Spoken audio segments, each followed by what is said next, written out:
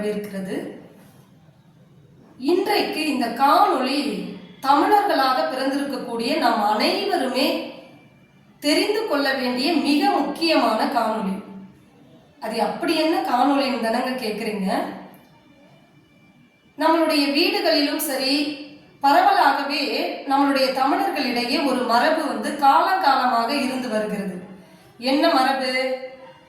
வீட்டில் இருக்கக்கூடியவங்களுக்கு பிறந்த நாளாக இருந்தாலும் சரி, அல்லது திருமண நாளாக இருந்தாலும் சரி, அல்லது நண்பர்கள் தினமாக இருந்தாலும் சரி, அன்னையர் தினம், தந்தையர் தினம், அல்லது குடியரசு தின விழா, சுதந்திர தின விழா, பொங்கல் திருநாள், தீப ஒளி திருநாள் என்று இது போன்ற நாட்களில் நாம் ஒருவருக்கு ஒருவர் வாழ்த்துக்களை பரிமாறிக்கொள்வது என்பது காலங்காலமாக தொன்று தொட்டு வருகிற ஒரு மரபு.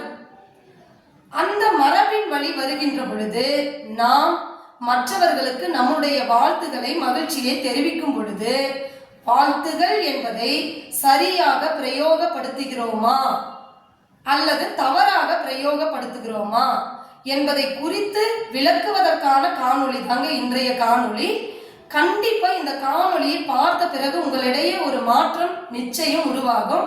அதை தான் நான் இன்னைக்கு உங்களுக்கு பகிரலாம் அப்படின்னு நினைக்கிறேன். வாங்க காணொளிக்குள்ள போகலாம். இப்ப இந்த இடத்துல பாருங்க, வாழ்த்துக்கள் சரியா, வாழ்த்துகள் சரியா, ரெண்டுத்துக்குமான அடையாளம் என்ன? இங்க இக்கு போட்டிருக்க, வாழ்த்துக்கள் அப்படின்னு எழுதியிருக்க. இங்க வாழ்த்துகள் இக்கு போடாம எழுதியிருக்கிற இல்லையா? இப்ப இந்த ரெண்டுத்துல எது சரி?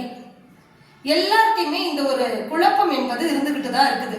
இன்னமும் கூட படித்தவர்கள் மத்தியிலே கூட, மெத்த படித்தவர்கள் மத்தியிலே கூட வாழ்த்துக்கள் என்று செய்தி பகிரப்படக்கூடியதை நம்ம அன்றாட பார்த்துக்கிட்டு தான் இருக்கிறோம் இல்லையா? அப்போ இந்த இடத்துல பாருங்க, நான் என்னுடைய கருத்துப்படி என்ன சொல்ல வரேன் அப்படின்னா, வாழ்த்துக்கள் என்பது தவறு. இந்த இக்கு போட்டு எழுதுனீங்கன்னா தவறு, வாழ்த்துகள் என்பதுதான் சரியானது. அப்ப இக்கு போடாம எழுதுறது தான் சரி. அது எப்படி, ஏன் அப்படி சொல்றீங்க அப்படின்னு உங்ககிட்ட ஒரு கேள்வி எழும்புது. அது எனக்கு நல்லாவே தெரிய வருது. அந்த உங்க கேள்விக்கான ஐயப்பாட்டை நான் 2 விதியின் வழியாக உங்களுக்கு விளக்க ஆசைப்படுகிறேன். என்ன அந்த 2 விதி அப்படின்னு பாத்தீங்கன்னா, விதி 1 என்ன சொல்லுது அப்படின்னு கேட்டீங்கன்னா, ஒரு பெயருக்கு முன்னாடி இன்னொரு பெயர் புணருகின்ற பொழுது, என்னது?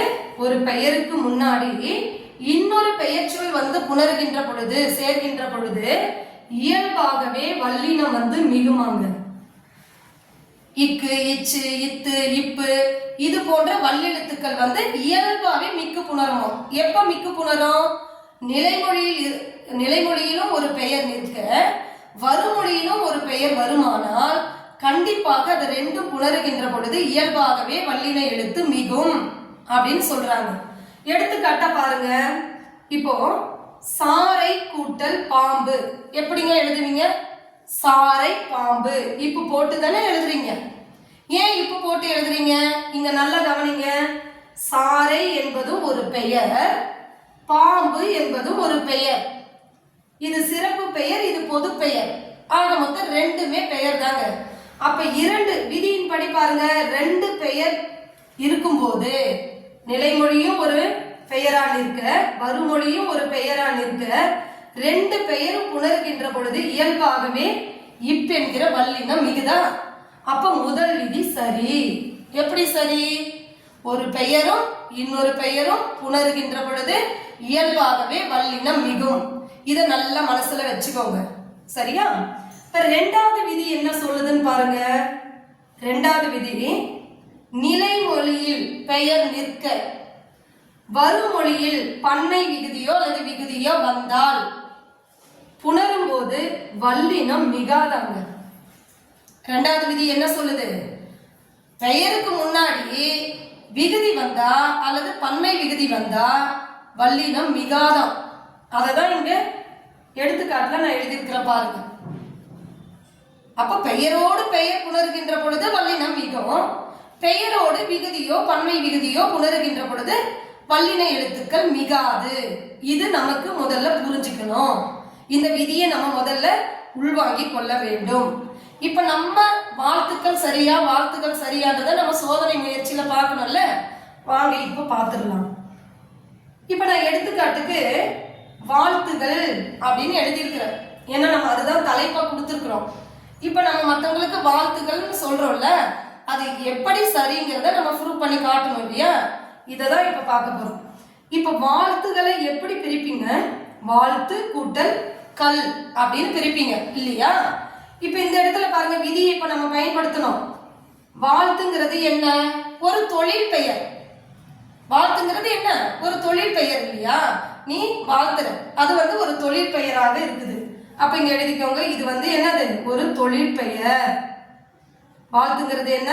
ஒரு தொழில் பெயர். கல்லுங்கிறது என்னங்க? கல்லுங்கிறதுக்கு ரெண்டு பொருள் இருக்கு. கல் என்பது தனித்து நின்று பொருளை உணர்த்தினால் அது குடிக்கக்கூடிய மதுபானத்தை குறிக்கும். தென்னங்கள், பணங்கள் இதெல்லாம் சொல்லும் இல்லையா? அந்த போதை தரக்கூடிய மதுபானத்தை குறிக்கும். எப்போ?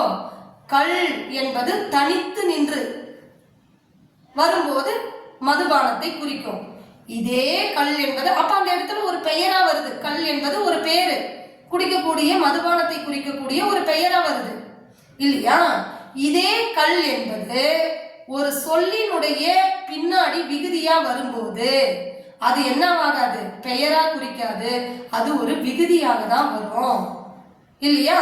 அப்ப இங்க வாங்க, இந்த வாழ்த்துக்கள்ல கல் என்பது பெயராக கொண்டால், இப்ப வாழ்த்துங்கிறது ஒரு தொழில் பெயர்னு சொல்லிட்டு கல் என்பதை நீ பெயர்னு எடுத்துக்கிட்டன்னா, அப்ப பெயர் முன் பெயர் வரும்போது என்ன எழுதணும்? வாழ்த்துக்கள் அப்படின்னு எழுதணும். அப்ப வாழ்த்துக்கள்னு எழுதினீன்னா நீ மதுபானத்தை சொல்ற அப்படின்னு அர்த்தமாயிடும். ஏன்? நிலைமொழியும் பெயரா இருக்குது, வருமொழியும் நீ என்னவா எடுக்கணும்? இக்கு போட்டு எழுதுனா அதை கல்லுன்ற பெயரா எடுத்துக்கிட்டாதான் இக்கு போட்டு எழுத முடியும். அப்ப இக்கு போட்டு எழுதுனீன்னா நீ குடிக்கிற கல்லை குறித்து இல்லப்பா சொல்லுவ. அதனால நம்ம என்ன பண்ணணும்? அந்த கல் என்பதை வாழ்த்து கூட்டல் கல்லுங்கிறத நம்ம விகுதியாக எடுத்துக்கிட்டோம்னா இயல்பாகவே வரும், வல்லின எழுத்து மிகாது. அப்படி பார்க்கும்போது இந்த கல் என்பதை நாம் விகுதியாக கொண்டால் வாழ்த்துகள் இக்கு போடாம எழுதணும். ஏன்? இங்க பாருங்க, ஒரு பெயர் முன், வாழ்த்து என்கிற பெயர் முன் கல் என்கிற பன்மை விகுதி. கல்னா என்னங்க? ஃப்ளூரல்ல குறிக்கக்கூடியது. அவர்கள், இவர்கள், வந்தார்கள், சென்றார்கள். அந்த கல்லுங்கிறது எதுக்கு குறிப்பிடுது? விகுதியை குறிப்பிடுது. அப்போ ஒரு பெயருக்கு முன்னாடி விகுதி வருகின்ற பொழுது வல்லின எழுத்து மிக வேண்டிய அவசியம் இல்லை இல்லையா? அததானே விதி சொல்லுது மேல. அப்ப இந்த அடையாளப்படி, இந்த விதிப்படி பார்க்கும்போது நீங்க ரெண்டையும் பெயரா கொண்டாதாங்க வாழ்த்துக்கள்னு சொல்லி எழுத முடியும். அப்படி ரெண்டையும் நீங்க பெயரா கொண்டு வாழ்த்துக்கள்னு சொன்னீங்கன்னா நீ மற்றவங்களை வாழ்த்துறதுக்கு வாழ்த்துக்கள்னு சொல்லலைங்க, அது குடிக்கக்கூடிய மதுபானத்தை குறிப்பதற்காக நீங்க சொல்றீங்கன்னு அர்த்தமாயிடும். இல்ல, நான் என்னுடைய மனைவிக்கோ அல்லது மக்களுக்கோ நான் திருமண வாழ்த்துக்களையும் பிறந்த நாள் வாழ்த்துக்களையும் தெரிவிக்கிறேன்னா நீங்க இந்த வாழ்த்துக்களை தான் சொல்லணும். ஏன்னா நீ இந்த கல்லுங்கிறத பெயரா எடுத்துக்கல, விகுதியாக எடுத்துக்கொண்டு இருக்கிறீங்க. இத முதல்ல நம்ம என்ன பண்ணணும்? கவனமா தெரிஞ்சுக்கணும். சரியா? இப்ப இந்த வாழ்த்துக்கள்ன்றத நம்ம என்ன பண்ணணும்? இனிமே யாருக்கு என்ன விதமான வாழ்த்து தெரிவித்தாலும் நம்ம வாழ்த்துக்கள் தான் சொல்லணுமே தவிர வாழ்த்துக்கள் சொல்லக்கூடாது. சரியா? அதே போலதான் எல்லாமே. பாருங்க, இங்க பாருங்க, நான் இந்த வல்லின எழுத்துக்கள் கசட தப்பற அப்படின்னு சொல்லுவோம் இல்லையா? அது ஆறுக்குமே கூட நீங்க எடுத்துக்காட்டு. இப்ப நம்ம வாக்குகள், கல்னா என்ன? ஃப்ளூரல்ல குறிக்கிறோம், பன்மையை குறிக்கிறதுக்காக தான் கல்லுங்கிறத பயன்படுத்துறோம், குடிக்கிற இதை குறிக்கிறதுக்கு இல்லை. அப்ப அது பெயர் ஆயிடும். அப்ப பாருங்க, வாக்கு, வாக்குகள் சரியா? வாக்குகள் சரியானா வாக்குகள் தான் சரி. அதே போல பேச்சுகள் தான் சரி, பேச்சுக்கள் கிடையாது, பேச்சுகள். எழுத்துகள் தான் சரி, எழுத்துக்கள் கிடையாது. நிறைய பேர் நம்ம எழுதுகின்ற பொழுது கட்டுரை எழுதினாலும் சரி, கவிதை எழுதினாலும் சரி, உரைநடை எழுதினாலும் சரி, எழுத்துக்கள் அப்படிங்கிறத பயன்படுத்துறோம். இந்த காணொலியை பார்த்த பிறகாவது இனிமே நம்ம என்ன பண்ணக்கூடாது? வாழ்த்துக்கள்னு எழுதக்கூடாது, எழுத்துக்கள்னு எழுதக்கூடாது, பேச்சுக்கள்னு எழுதக்கூடாது, கீற்றுக்கள்னு எழுதக்கூடாது. எல்லாமே இக்க நீக்கிட்டு, ஏன்னா பன்மையை உணர்த்தக்கூடிய விகுதிக்கு தான் நம்ம பயன்படுத்துறோம். ஓட்டுன்னா ஒரு ஓட்டு, ஒரு வாக்கு. ஒன்றுக்கு மேற்பட்ட வாக்குகள்னா வாக்குகள்னு சொல்றோம். அப்ப பன்மைக்கு பயன்படுத்தும் போது அதை போய் நம்ம பெயர் அடையாளம் கொடுத்து இக்கு போட்டு எழுதலாமாங்க? தப்பு இல்லையா? அதனால இந்த காணொளி பார்த்த பிறகாவது நம்ம இனிமே இந்த வாழ்த்துவதற்கு இக்குக்கு ஒரு குட் பை சொல்லிட்டு இனிமே எழுத்துகள், வாழ்த்துகள், வாக்குகள், பேச்சுகள் இது போல பயன்படுத்தலாமா? என்ன நண்பர்களே, உங்களுக்கு இந்த காணொளி ரொம்ப பயனுள்ளதா இருந்திருக்கும்னு நினைக்கிறேன். இனிமே தடுமாற வேண்டாம். யாருக்கு நம்ம பிறந்த நாள் வாழ்த்தாகட்டும், திருமண நாள் வாழ்த்துக்களை தெரிவிக்கிறதாகட்டும், இல்ல மற்ற பண்டிகை தினங்களுக்கு வாழ்த்துக்கள் தெரிவிக்கிறதாகட்டும், இனிமே நான் கல்ல குறித்து பேசல, வாழ்த்துவதற்காக தான் பேசுறேன்றத மனசுல வச்சுக்கிட்டு வாழ்த்துகள் என்று சொல்லி பழகுங்கள். நன்றி, வணக்கம்.